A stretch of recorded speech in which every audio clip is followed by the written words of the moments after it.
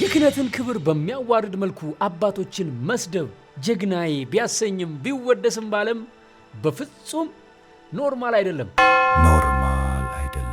ዛሬ በኖርማል አይደለም ፕሮግራማችን የምናየው ሊቃነ ጳጳሳትን፣ ቀሳውስትን፣ መነኮሳትን፣ የቤተ ክርስቲያን ሹማምንትን እጅግ ጸያፍ በሆኑ ቃላት በተለይም ደግሞ ያለምንም ማስረጃ በሐሰት ክስ እየሰደቡ ስለሚያዋርዱ ሰዎችና ድርጊታቸው ኖርማል አለመሆኑን ነው። አንዳንድ ጊዜ በሚዲያ የውስጣችንን ብሶት የሚናገሩልን ሰዎች አሉ። በተለይም እያየን እንዴት እንደዚህ ይደረጋል የምንልበትን ቁስላችንን ሲያኩልን ደስ ይለናል። ለምሳሌ ብዙ ጊዜ በሊቃነ ጳጳሳት በአባቶቻችን ላይ ከሚነሱት ክሶች አንዱ የዘርና የፖለቲካ ውግንና ነው። ቤተ ክርስቲያን አንዲት ዓለም አቀፋዊትና የክርስቶስ አካል ሆና ሳለ እንዴት አባቶች በዘር ተቧድነው ቤተ ክርስቲያንን ሊከፍሉ ይችላሉ ይሉናል። ክርስቶስ በመስቀል ላይ ያፈሰሰው ደም የሰውን ልጅ አንድ ለማድረግ ሆኖ ሳለ ዛሬ ግን ጳጳሳት ከሰማያዊው ዜግነታቸው ይልቅ ምድራዊው ብሔራቸው በልጦባቸው ሕዝቡን እርስ በርስ እያናከሱት ነው ይሉናል። መንፈስ ቅዱስ ብሔር አለው እንዴ? ታዲያ ይህንን እያየን እንዴት ዝም እንላለን ሲሉን እኛም የውስጣችን ብሶት ይቀሰቀስና አብረን በኮሜንት የስድቡ ተሳታፊ እንሆናለን። ታዲያ ይህን ሳስብ ወደ አይምሮ የመጣው ታላቁ አባት ቅዱስ ዮሐንስ አፈወርቅ ነው። እርሱ ዛሬ ቢኖር ኖሮ በትካዜና በአባታዊ ርኅራኄ እንዲህ ይለን ነበር። ጳጳሳትን በሙስናና በክፋት መወንጀል አዲስ ታሪክ አይምሰላችሁ። ዲያብሎስ መቼም አዲስ ፈተና አያመጣም። የድሮውን መርዝ በአዲስ ማሸጊያ ነው የሚያቀርበው። በሦስተኛውና በአራተኛው መቶ ክፍለ ዘመን የሰሜን አፍሪካ ቤተ ክርስቲያን በዓለም ላይ እጅግ ጠንካራ ምሁራን የሞሉባትና በሰማዕታት ደም ያሸበረቀች ነበረች። ነገር ግን ጥፋቷ የመጣው ከውጭ ጠላት አልነበረም። ከውስጥ እኛ ንጹሐንን ቤተ ክርስቲያንን እናጠራለን ብለው ከተነሱ በኋላም ሃይማኖትን ከዘርና ከፖለቲካ ጋር ከቀላቀሉ አክራሪዎች ነው ጥፋቱ የመጣው። ልክ የዘመናችንን አንዳንድ አባቶች እንትን ሰረቁ፣ መቅደስ አረከሱ፣ ከንትን ጋር ተቧደኑ፣ ክደውናል፣ ሽጠውናል እንደምንላቸው ማለት ነው። ታዲያ እነዚህን ከዳተኞች መቃወም ምኑ ላይ ነው ስህተቱ ትሉኝ ይሆናል። ስህተቱ የጀመረው ልክ በ311 ዓመተ ምህረት ቄቂሊያኖስ የተባለ አባት የካርቴጅ ሊቀ ጳጳስ ሆኖ ተሾመ። ሆኖም እሱን ከሾሙት 3 ጳጳሳት አንዱ በስደት ጊዜ መጽሐፍ ቅዱስን አሳልፎ የሰጠ ከዳተኛ ነበር ብለው አንዳንዶቹ ክስ አነሱ። በዚህ ጊዜ ዶናቱስ የተባለውን መሪ ያስከትለው አንድ ትልቅ ቡድን ፈጠሩ። ከዛ ስማቸውም ዶናቲስቶች ተባሉ። እነዚህ ዶናቲስቶች ምናሉ? ኃጢአተኛ ጳጳስ ወይም ካህን የፈጸመው ቁርባን፣ ያጠመቀው ጥምቀት፣ የሰጠው ክህነት ዋጋ የለውም። መንፈስ ቅዱስ በቆሸሸ ትቦ ውስጥ አያልፍም። ስለዚህ ቤተ ክርስቲያን መነጠል አለባት፣ የንጹሐንና የቅዱሳን ብቻ መሆን አለባት አሉ። በመጀመሪያ ሲሰማ ሎጂካቸው አሳማኝ ይመስላል። የቆሸሸ ባህሊ ንጹሕ ሊይዝ አይችልም አይደል? ነገር ግን ታላቁ ሊቅ ቅዱስ አውግስቲኖስ እንዲህ ብሎ ነበር የመለሰላቸው። የጥምቀትና የቁርባን ጸጋ ምንጩ ክርስቶስ እንጂ ካህኑ አይደለም። ብርሃን በቆሸሸ መስታወት ውስጥ ቢያልፍም ንጹሕ ብርሃንነቱን አያጣም። ቁርባኑን የሚቀድሰው መንፈስ ቅዱስ ነው። ካህኑ ኃጢአተኛ ቢሆን ፍርዱን እርሱ ራሱ ከእግዚአብሔር ይቀበላል። ነገር ግን ምዕመኑ በእምነቱ ይድናል አለ። ታዲያ ይህ ስህተት ወደ ብሔርና ፖለቲካ እንዴት ገባ ካላችሁ በዘመኑ እጅግ አሰቃቂው ምዕራፍ እዚህ ጋር ነው። ዶናቲስቶች ይህንን የብሔር ስሜት ተጠቀሙበት።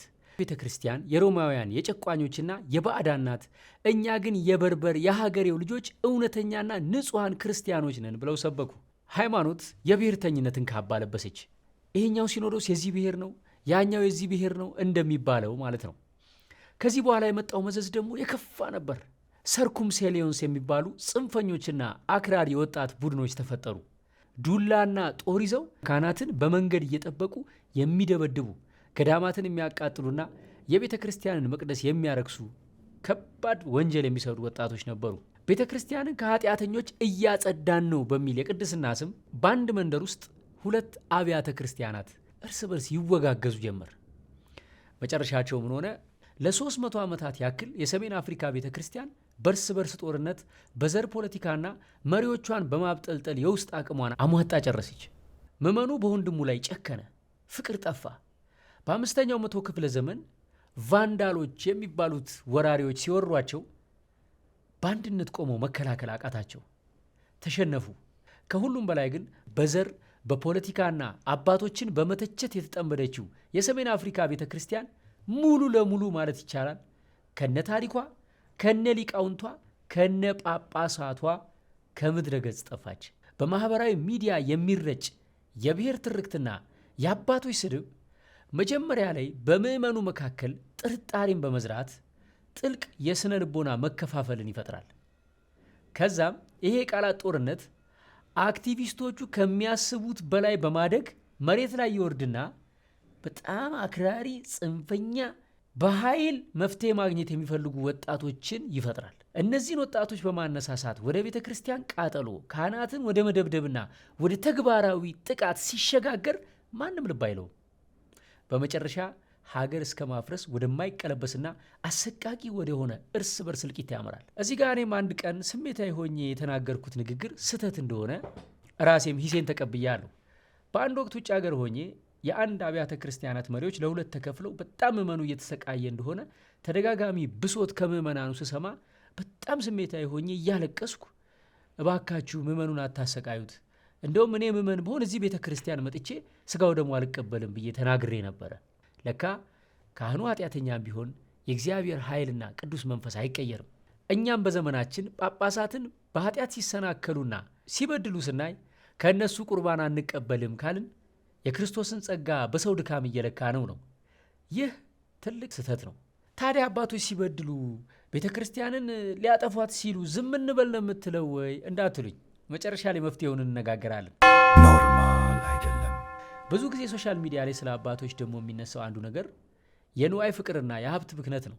አንዳንዶች እንዲህ ሲሉ ይሰማል። እናንተ አባቶች ለዚህ ዓለም አትጨነቁ፣ መዝገብን በሰማይ ሰብስቡ እያላችሁ ታስተምሩናላችሁ።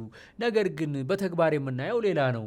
የቤተ ክርስቲያንን ንብረት ሲመዘበር፣ ከንዋይ ቅድሳት እስከ ጽላት ሲሰረቅ፣ ምዕመናኑ በድህነት ሲሰቃዩ፣ መሪዎች ግን በሙስና ሲዘፈቁና በቅንጦት መኪና ሲንፈላሰሱ እናያለን። እናንተ ራሳችሁ የማታምኑበትንና የማትኖሩትን ወንጌል እኛ እንዴት እንድንሰማው ትጠብቃላችሁ? እያሉ በአደባባይ የሚሞግቱ ሰዎችን ማየት አሁን ኖርማል እየሆነ መጥቷል። ነገር ግን በፍጹም ኖርማል አይደለም። ታላቁ አባት ቅዱስ ዮሐንስ አፈወርቅ እዚህ ላይ የሚነግረን አንድ ትልቅ ምስጢር አለ። ሰይጣን ቤተ ክርስቲያንን ሊያፈርስ ሲፈልግ ሁልጊዜ የሚመጣው በኃጢአት መልክ አይደለም፣ ብዙ ጊዜ በቅድስናና በተሃድሶ ካባ ተሸፍኖ ነው ይላል። ተቺነት ልክ እንደ ካንሰር ነው። ዛሬ የጳጳሱን መኪና እንተቻለን፣ ከዛ ነገ የጳጳሱን ጸሎት እንንቃለን፣ ከነገ ወዲያ ጳጳሱ የሚሰጠንን ቁርባን አንቀበልም እንላለን። በመጨረሻም ቤተ ክርስቲያንን እንደ ርኩስ ቦታ አይተን ከእግዚአብሔር እንለያለን። ምናልባት አንዳንዴ እኔም እንደተሳሳትኩት በየዋህነት ምዕመናንን ለመጠበቅ ቤተ ክርስቲያንን ለመጠበቅ ብለን ይሆን ይችላል። በቃ ይህም ጳጳስ አትከተሉት፣ እዚህ ቤተ ክርስቲያን አትሂዱ ብለን ሊሆን ይችላል። እውነቱ ሲነገረንና እንደተሳሳትን ሲገባን ግን ከተሳሳተው ትምህርታችን የምንመለሰው ለራሳችን ለነፍሳችን ስንል።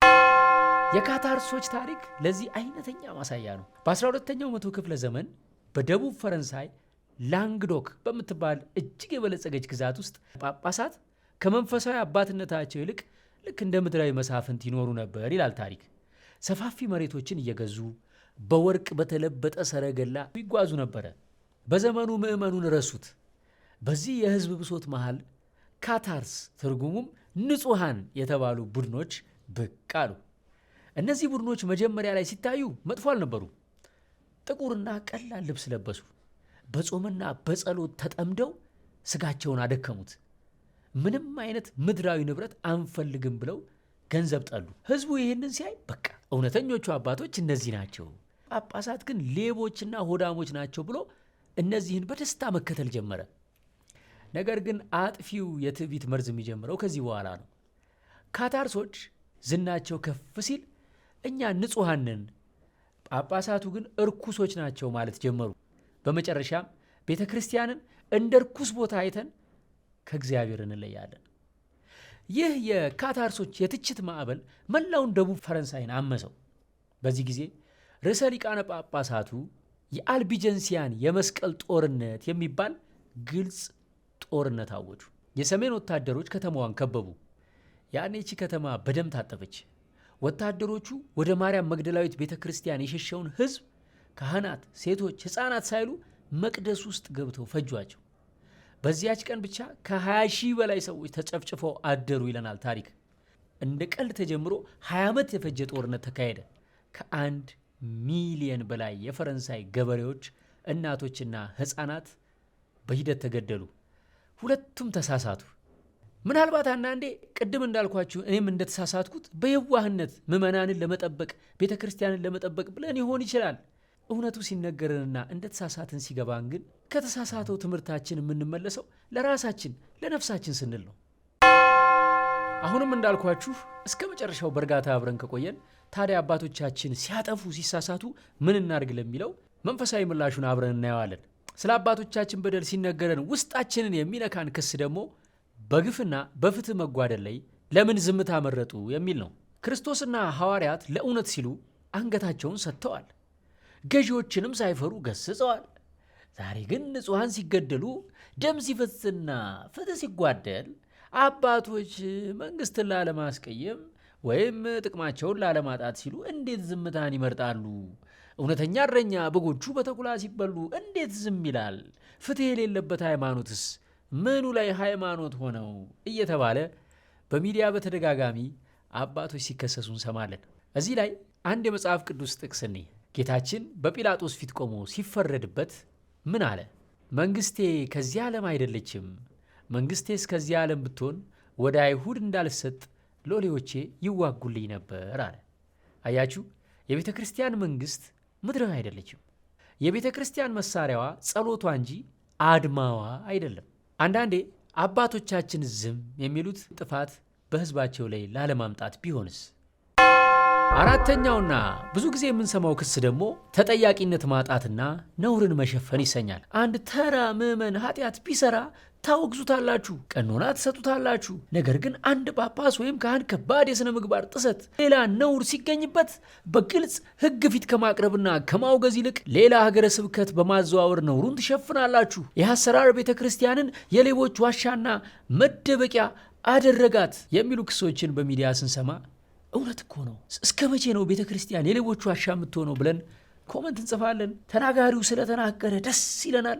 አንጀቴን ያራስከው ብለን በሐሳብ እናበረታተዋለን። በመጽሐፍ ቅዱስ አገልጋዮች በእርሻ ላይ እንክርዳድ ሲያዩ ጌታቸውን ሄደን ብንነቅለው ትወዳለህን አሉት። እርሱ ግን እንክርዳዱን ስትለቅሙ ስንዴውን ከእርሱ ጋር እንዳትነቅሉት አይሆንም፣ ተዋቸው፣ እስከ መከር ጊዜ አብረው ይደጉ አላቸው።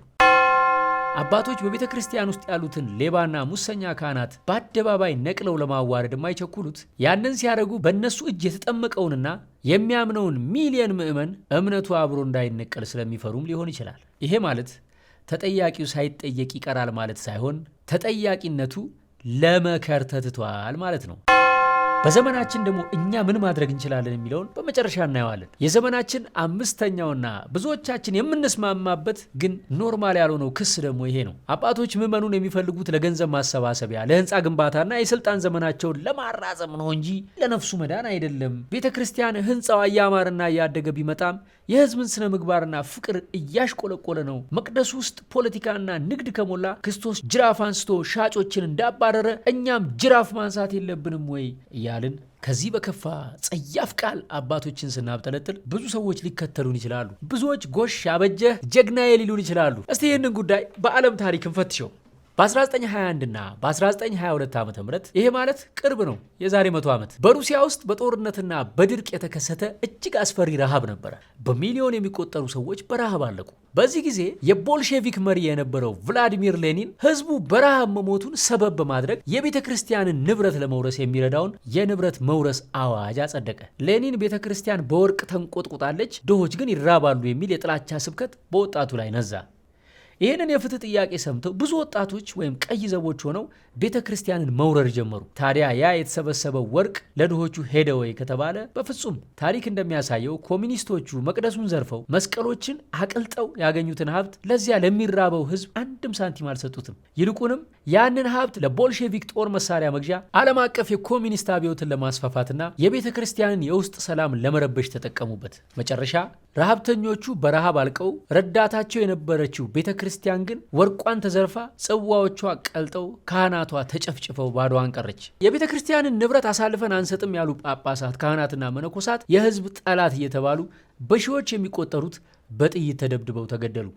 የሩሲያ ቤተ ክርስቲያን በታሪኳ አይታው የማታውቀው የሰማዕታት ደም አፈሰሰች።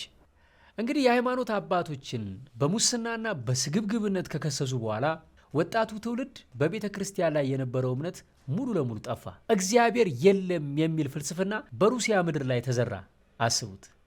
ዛሬ እኛም እኮ በዩቲዩብ ቻናላችን ጳጳሳቱ ሀብታም ናቸው፣ የቤተ ክርስቲያን ሀብት እንዲያረጋሉ ብለን ስንጮህ ልክ እንደ ሌኒን የፖለቲካ አጀንዳ እየያዝን ነው። ሌኒን የቤተ ክርስቲያን ንብረት የዘረፈው በፍትህ ሽፋን ህዝቡን ከቤተ ክርስቲያን ለማራራቅ ነው። ዛሬ ጳጳሳቱ ለምን ገንዘብ አላቸው፣ ለምን የቅንጦት መኪና ይዛሉ ብለን ስንነቅፍ ህዝቡ በቤተ ክርስቲያን ላይ ያለው ፍቅርና እምነት እየጠፋ እንደሆነ አልተረዳ ነው። አንድን ካህን ወይም ጳጳስ ሌባ ነው ብለን በአደባባይ ስናጋልጥ እኛ ቤተ ክርስቲያንን እየገነባናት መስሎናል። በትውልዱ አይምሮ ያለውን የጳጳስ ፍርሃት፣ ክብረ ቤተ ክርስቲያን፣ ክብረ ክህነትና እግዚአብሔር ይፈርዳል ታቦቱም ኃያል ነው የሚለውን ድንግል ሐሳብ እየበረዝን ትውልዱ ቤተ ክርስቲያንንም አባቶችንም ሃይማኖትንም እንዲንቅ ለካ ትልቅ በር እየከፈትን ነው።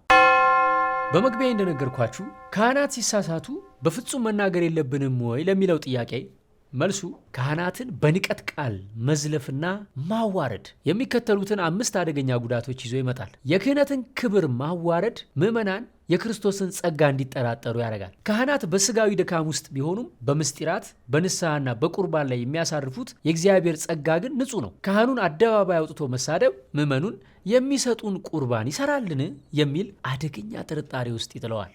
ሁለተኛ፣ የትውልዱን የፍርሃተ እግዚአብሔር ስሜት መሸርሸር። ወጣቱ አባቶችን ሲሳደብ ካደገ አባትነት የሚባለውን የተቀደሰ ስርዓት ይንቀዋል። ይሄ ደግሞ የእግዚአብሔርን ሉዓላዊነትም መፍራት ያቆማል። ቤተ ክርስቲያንን እንደ የፖለቲካ ሜዳ እንዲመለከታት ያደርገዋል። አስቡት፣ እኛ ልጆች እያለን ጳጳሳት ልክ እንደ ታቦት የሚፈሩ የሚከበሩ ነበሩ። አባቶቻችን ሮጠው ሄደው ጉልበታቸውን ሲስሙ ስላየን እኛ ሮጠን ሄደን ጫማቸው ላይ እንወድቃለን። አሁን ያሉት የኛ ልጆች ግን ጳጳሳት በአደባባይ ሲሰደቡ፣ ምዕመናን ትከሻ ለትከሻ ሲጋፏቸው፣ ቪዲዮ እየቀረጹ ሲዘልፏቸው ስለሚያይ ጳጳሳት የሚከበሩ ሳይሆን እንደ ሁኔታው ሊከበሩም ላይከበሩም የሚችሉ ናቸው የሚል አስተያየት ይዞ ያድጋል። ሶስተኛ፣ የዘረኝነት የክፍፍል መፈንጫ መሆን። ይሄ ጳጳስ ከኛ ወገን አይደለም የሚለው ስድብ ቤተ ክርስቲያንን ወደ ብሔርተኝነት ጎሬ ይገፋታል። የክርስቶስን አካል ብዙ ቦታ ይከፋፍለዋል። አራተኛ፣ ምዕመናን ከሃይማኖት እንዲወጡ መገፋፋት። ወጣቱ በመሪዎች ላይ እምነት ሲያጣ የነፍሱን ረሃብ ለማስታገስ ወደ ውጭ ይሄዳል። እረኛውን የሚንቁት በጎች የተኩላዎች ቀለብ መሆናቸው አይቀርም። አምስተኛ፣ የእግዚአብሔርን ቁጣ መጋበዝ ነው። መጽሐፍ ቅዱስ የተቀቡትን አትስደቡ ይለናል። የአባቶችን ነውር አደባባይ ማውጣትና እንደ ካም የኖህን ነውር ማጋለጥ ትውልዱ ከበረከት ይልቅ የረጅም ጊዜ መንፈሳዊ መርገም ውስጥ እንዲገባ ያደርገዋል። እንግዲህ በዘመናችን የበዙት ክሶች ደግሞ ለየት የሚያደርጋቸው አንደኛ ማስረጃ አልባ ውንጀላዎች ናቸው። ያለምንም ማስረጃ ከመሬት እየተነሱ የሰውን ስም ማጥፋት በሕግም በሃይማኖትም ትክክል አይደለም። አንዳንድ ተቺዎች ከአንደበታቸው ለሚወጣው ቃል ሳይጠነቀቁ በድፍረት የሚናገሩት ንግግር እንኳን ለሃይማኖት አባት ለአንድ ተራ ወንበዴና ሌባ እንኳን ቢውል ይሰቀጥጣል። ይሄ ደግሞ ወደ ሰይጣናዊ ትዕቢትና በስድብ መንፈስ ወደ መታሰር ይመራል። አሁን ሚዲያ ላይ የምንሰማቸው ትችቶች እውነት አባቶች ሰምተው ንስሐ እንዲገቡበት ነው ወይስ አባቶች እንደውም እልህ ይዟቸው ወደ ሌላ አቅጣጫ እንዲሄዱና ቤተ ክርስቲያን እንድትከፋፈል ነው የሚለውን ፍርዱን ለሰሚው ትቼዋለሁ። በመጨረሻ ወደ መፍትሄው እንሂድ። እንግዲህ ይህንን ስትሰሙ ታዲያ ዝም እንበል እንዴ ትሉኝ ይሆናል። በኢትዮጵያ ኦርቶዶክስ ተዋሕዶ ቤተ ክርስቲያን አስተምህሮ አባትን መተቸት የፈለጉትን መሳደብ ሳይሆን አባቶቻችን ከተሳሳቱ የሚፈቀድልን አንደኛው ከቻልን በግል መምከር ነው። ጥፋታቸው ግልጽ ከሆነ አጠገባቸው ያሉ ሰዎች ድምፅ እየቀረጹ ፎቶ እያነሱ መረጃ ሩቅ ሆኖ ለሚሳደበው ሰው ከሚልኩ ጠጋ ብሎ አባቶችን በጽሁፍም በቃልም ለመምከር መሞከር። ሁለተኛው በሊቃውንት በኩል ወይም በቤተ ክርስቲያን መዋቅር መፍትሄ መሻት ነው። ወደ ሊቃውንት፣ ወደ ሀገረ ስብከት፣ ወደ ሲኖዶስ ማስረጃን በማቅረብ አባቶችን የሾማቸውና የሚቆጣጠራቸው የበላይ አካል እንዲያርማቸው መንገድ መክፈት ነው። ሶስተኛውና ይሄ ሁሉ ካልሆነ ግን ከኛ የሚጠበቀው ለካ በጸሎት መትጋት ነው። አንድ አባት በድካም ውስጥ ከሆነ ማዳን እንጂ ማጥፋት ስለሌለብን በንጹህ ንስሐ መጸለይ ክርስቲያናዊ ግዴታችን ነው። በዘመናችን ያሉ የኢትዮጵያ ኦርቶዶክስ ተዋሕዶ ቤተ ክርስቲያን ሊቀ ጳጳሳት የተሸከሙት ኃላፊነት እጅግ ከባድና ብዙ ዘርፎችን ያካተተ ነው። ጵጵስና የክብር ብቻ ሳይሆን የእሾህ አክሊል የደፉበት የመስቀል ጉዞ ነው። ለምሳሌ አንድ ጳጳስ መንጋውን ከተኩላ ለመጠበቅ ቀዳሚ ኃላፊነት እንዳለበት ሁሉ የቤተ ክርስቲያኒቱን ዶግማ፣ ቀኖናና ትውፊት ሳይበረዝ ለቀጣዩ ትውልድ እንዲተላለፍ ሌት ተቀን ይተጋል። ለቤተ ክርስቲያን አገልግሎት የሚውሉ ካህናትን፣ ዲያቆናትና መነኮሳትን መርምሮ ይሾማል። አዳዲስ አብያተ ክርስቲያናት ሲታነጹ ሄዶ ታቦት ይባርካል፣ ቤተ መቅደሱን ይቀድሳል። እንዲሁም የቅባ ሜሮንና መሰል ታላላቅ መንፈሳዊ ስርዓቶችን ይፈጽማል። ሊቃነ ጳጳሳት በስራቸው በመቶዎች አልፎም በሺዎች የሚቆጠሩ አብያተ ክርስቲያናትና ገዳማትን ይመራሉ። እነዚህን ሁሉ ተቋማት አስተዳደራዊ ስራዎችን፣ የህግ ጉዳዮችን፣ የዕለት ተዕለት እንቅስቃሴዎችን በበላይነት ይቆጣጠራሉ። የቅዱስ ሲኖዶስ ስብሰባዎች ላይ ይካፈላሉ። በህዝቦች በፖለቲከኞችና በማህበረሰብ መካከል ደም አፋሳሽ ግጭት ሲነሳ በመሃል ገብተው የማስታረቅ ስራ ይሰራሉ። በየሀገረ ስብከቱ በስራቸው ላሉት በሺዎች የሚቆጠሩ ካህናት፣ መምህራነ ወንጌልና አስተዳደር ሰራተኞች የስራ ምደባ፣ የዝውውር ጥያቄ እንዲሁም የአስተዳደር በደል ሲያጋጥም አቤቱታ ሰምተው ፍትህ ይሰጣሉ። በየአካባቢው መንፈሳዊ ትምህርት ቤቶች፣ የካህናት ማሰልጠኛዎች፣ የአብነት ትምህርት ቤቶችን ጉዳይ ያያሉ። በበዓላትና በጉባኤያት ላይ በመገኘት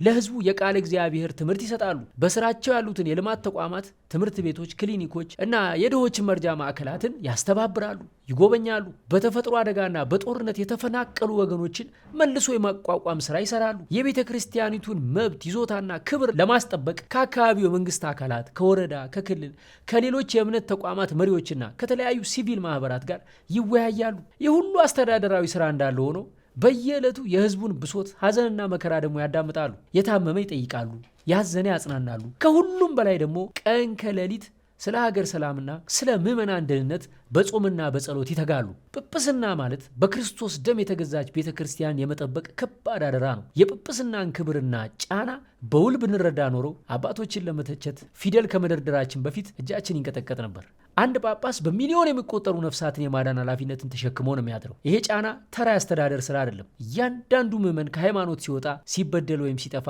በእግዚአብሔር ፊት በደም የሚጠየቁበት ፍጹም መንፈሳዊ ዕዳ ነው። ጉልበታቸው በስግደት ብዛት እንደ ድንጋይ እስኪደነድን፣ ገላቸው በጾም ብዛት እስኪታመም ስለ መንጋው ይጸልያሉ። ምግባቸው የተመጠነ ሆኖ በድሎት ሳይሆን በተጋድሎ ራሳቸውን ለፈጣሪ መስዋዕት አድርገው የሚያቀርቡ በርካታ የተቀደሰ ሕይወት ያላቸው ጳጳሳት እንዳሉ ለምን ረሳ ነው?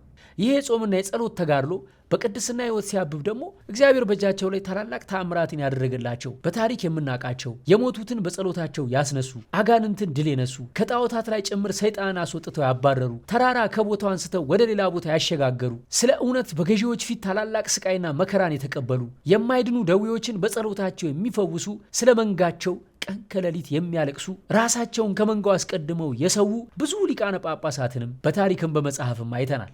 ስለዚህ አባቶቻችንን ያለምንም ፍርሃት እጅግ በሚያስቅቁ የስድብ ቃላት ስማቸውን እየጠራንና ፎቶአቸውን እየለጠፍን መሳደብ ቤተ ክርስቲያንን ለማፍረስ ከስር መሰረቱን በመጋዝ እንደ መገዝገዝ የከበደ ትልቅ አደጋ ነውና እንንቃ።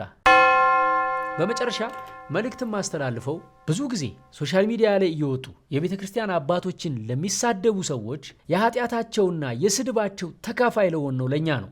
ኮመንት ላይ እየገባን ለምናወድሳቸው፣ በገንዘብ ለምንደግፋቸው፣ ጀግናዬ ለምንላቸው ለኛ ወዮልን።